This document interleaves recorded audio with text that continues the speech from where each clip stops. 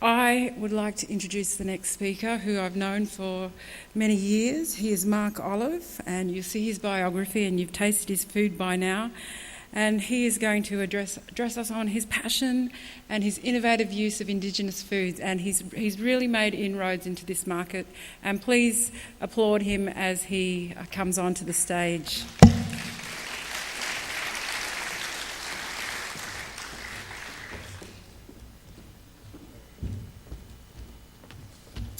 Oh, thanks for the big wrap. It's always nice.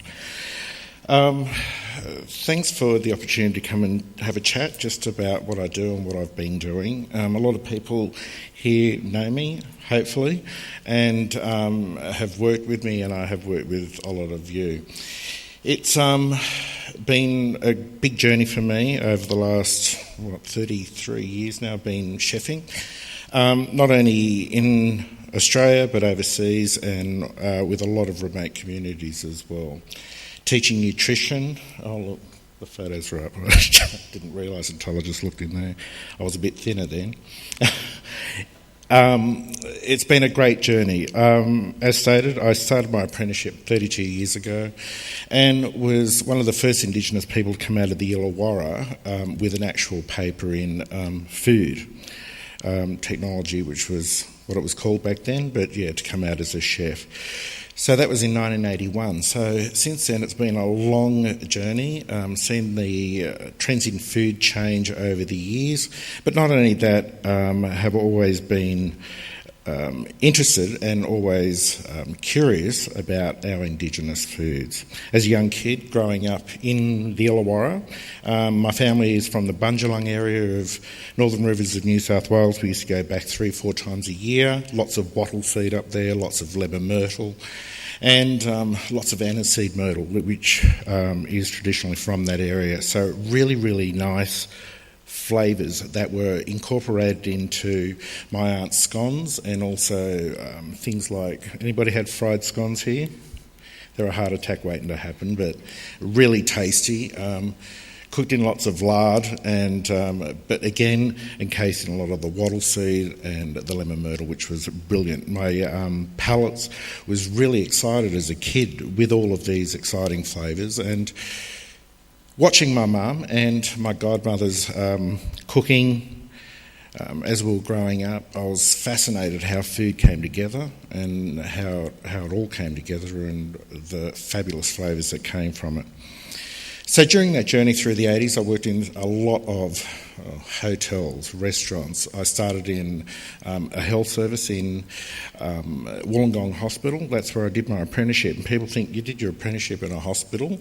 To me, it was a great learning ground. Back then, in the 80s, all of the food was done on site. So it was done fresh every day. And when you've got a 1,600-bed hospital and catering for all of these people, it was a great learning ground because the kitchen was the size of a football field. It was huge. You had your veggie section, you had your dietary section, you had the plating areas, it was just brilliant. So a great place to learn about cooking, but also dietary requirements as well. And it was a great place to actually learn how to think big, as in food, and to cook big, and not only that, to retain flavours, and not only that, the integrity of what you're cooking. So it was a great learning ground for me, and it was a great place to do my trade. During that time, I worked in a la carte restaurants around town, also in theatre restaurants, which was great, which was a great avenue for timing. So timing is always a factor in food, and bringing that together and learning that aspect of the trade is really important as well. But then during the 90s, everybody, I think, just like myself, goes through a crisis and wants to know what they want to do, or they want a bit of a change. So 94 came around and basically left cooking for a while, and was walking down the street in Sydney and saw a sign on the pole, and it was to join community television. So I got into film and TV back then, joined an agency working on things like Home and Away, and you'd see me sitting up the back. But it was an interesting learning ground for me as well. That sparked my passion in media and also films and TV.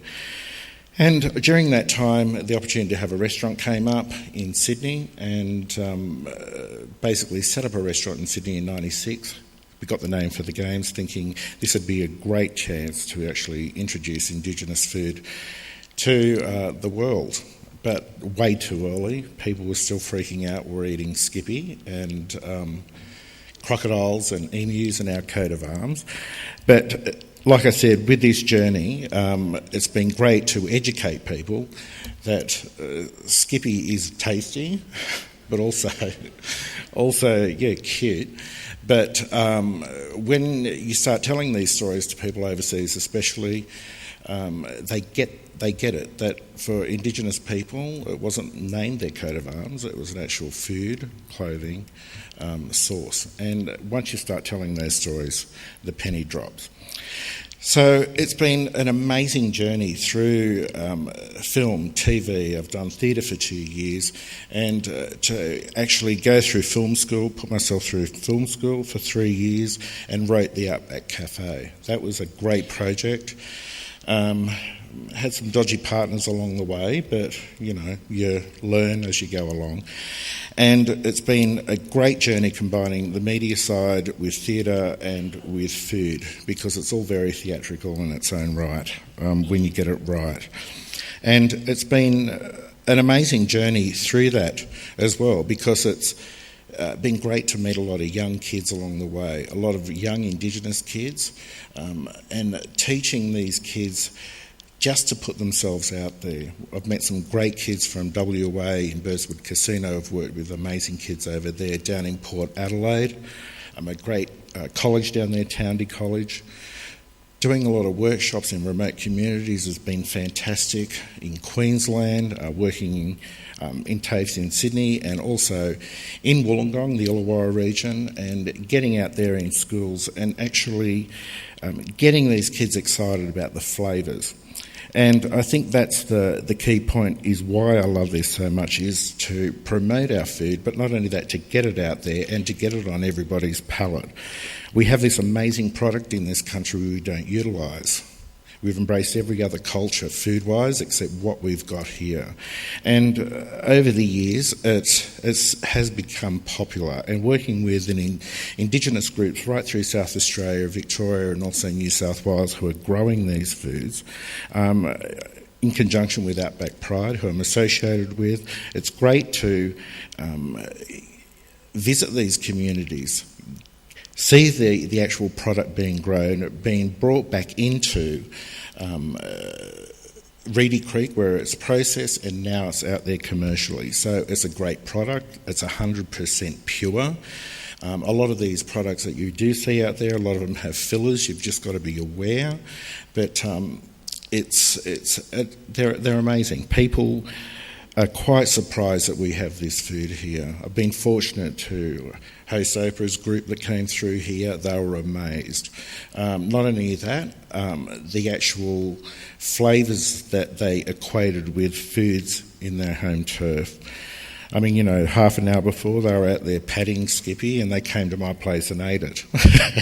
But it was amazing for them, because it's to them it was a cross between a bit of deer, which I was told, and it was quite interesting. A great journey that was with her as well. But it brings me back to food and tourism now, and where I'm going with what I'm doing. I've been writing programs, I've been doing a lot of consulting, and also designing menus for a lot of people around the country. And it's interesting, and it's been great to incorporate a lot of these Indigenous foods into what I'm doing for mainstream Australia. Not only that, getting the excited responses from a lot of people that their palates are starting to get excited as well, and they're introducing this food to their kids. And that's the whole purpose of this journey as well, is to get this food on their palate at a young age, introducing to kangaroo, crocodile, emu, all of that sort of stuff, and all of these herbs at a young age, is the generation now that is coming through that will be buying this food all the time.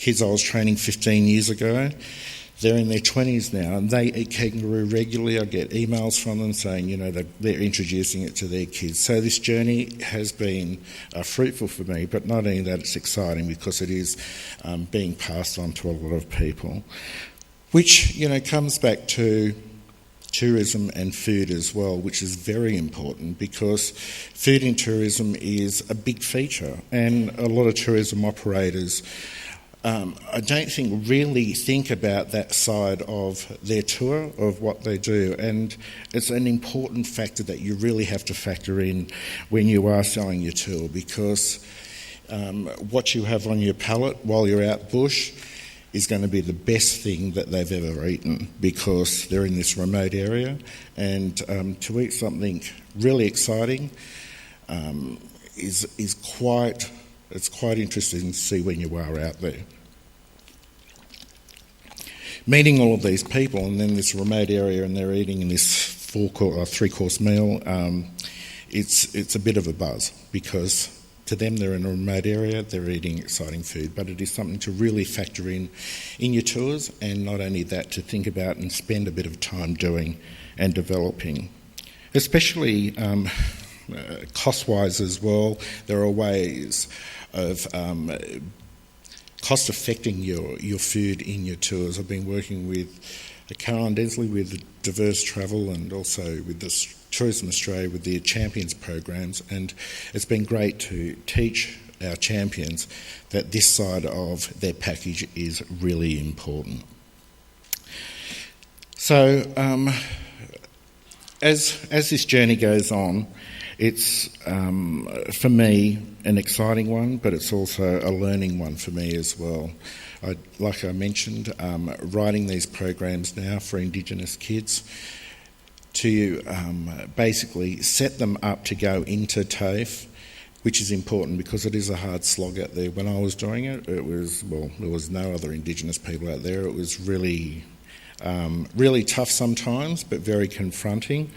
But we are in a different time now, so the opportunities, I think, for a lot of Indigenous kids is to keep them in these trades and give them an inroad into hospitality, and not only that, to support them along the way. And that is, I think, the biggest factor for Indigenous kids. They need that support, that guidance, but also the leeway to actually go home when they need to, and to write these programs for them, I think, is very important. So that's what I've been doing recently, and not only that, with Black Olive Catering in Melbourne, it's been a great journey for me down there. Melbourne has been very supportive for me over the last 15 years I've been there. It's been a long slog, but finally it's got its own mark there, and it's got its own unique, I think, stamp in Melbourne. We've been there now for 4 years. I've had Black Olive Catering. Recently we've been looking for funding to get a new TV series up and running, which is always hard. But for me, I think the journey is still going, and it will be for a long time. I just wish I could clone myself sometimes, because it has been tough to try and squeeze everything in. I think you can see by the photos, I've been to some amazing destinations, I've met some amazing people, and you've been part of that journey, and it's always been a pleasure to come to these conferences and talk, but not only that, to meet you as well. So on that note, we've got afternoon tea, I think, and a few question and answers beforehand, but thank you, and it's always a pleasure to be here.